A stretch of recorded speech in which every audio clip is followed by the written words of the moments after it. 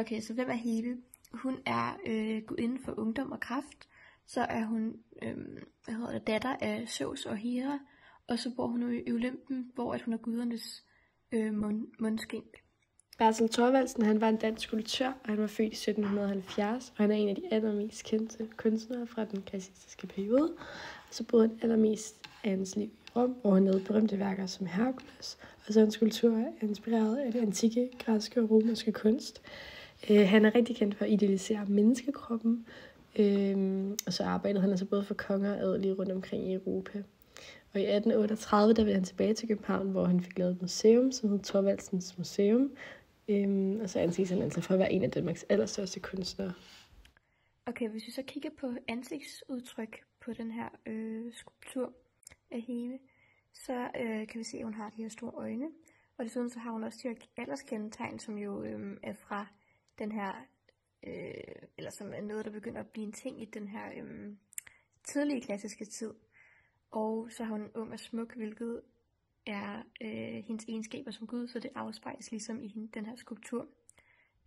Fra den højklassiske tid, så er der taget den her klassiske maske, som er et udtryksløst ansigt med en stor næse og tydelige kanter, som specielt omkring øjnene, hvor det markerer øjnene og sådan øjenlågene.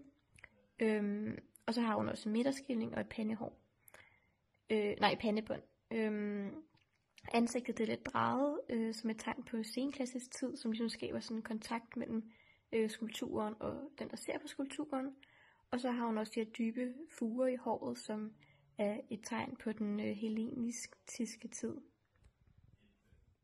Jamen den her skulptur, altså Hebe-skulpturen, den har jo skridtstilling, som jo er det her, hvor man hviler vægten på det ene ben, mens det andet så er lidt både, og det giver den her følelse af balance og bevægelse, og gør skulpturen mere livagtig, som også er en stor del af sådan den højklassiske periode, hvor man begyndte at fokusere mere på bevægelighed og fritståenhed.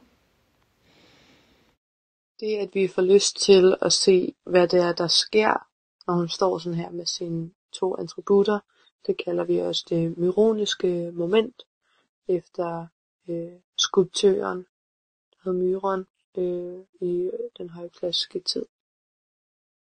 Hebe er iført en peplos, og det kan man se her ved skuldrene. Den er trukket sammen her, og mavebæltet. Det er draperet tøj, og det er ret våd stil. Man kan se, sådan, man kommer helt tæt på låret her. Og så kan man lige ane brystet. Og det her med det draperede tøj og den våde stil, og det er et tegn på, at det er taget inspiration fra den højklassiske tid, og man skal tænke på, at Hebe jo er en gudinde, så det er derfor, hun ikke er helt nøgen, men er iført det her peplos, som er et statussymbol, ofte lavet af lækre materialer. Ja. Så man kan lige ane det, men hun har ikke den her heroiske nøgenhed. Og hvis man så kigger på hendes hænder,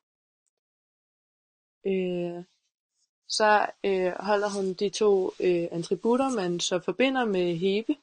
Og det er fordi Hebe er ungdommens gud, og derfor har hun en kande, hun holder her, fyldt med nektar, hun giver guderne, og så kan hun hælder ligesom nektaren op i skålen. Det er fra moderne tid, og der kan vi se det her på den her peplos, hun har på blandt andet, som er meget sådan teknisk sådan raffineret, meget sådan naturalistisk og sådan, de har meget udført i klippefolder, som jeg også allerede har snakket en lille smule om. Så også kontraposten her som standmotiv med meget her i nyklassisk, hvor den her skulptur fra var man meget inspireret af den højklassiske tid. Så vi kan se den her kiatiske kontrapost, hvor det er sådan, næsten det her S, der går op igennem hende, med hendes afslappede, eller hendes spændte højre knæ og venstre skulder, og hendes sådan afslappede venstre knæ og højre skulder. Ja, og så kan vi også se, hvordan,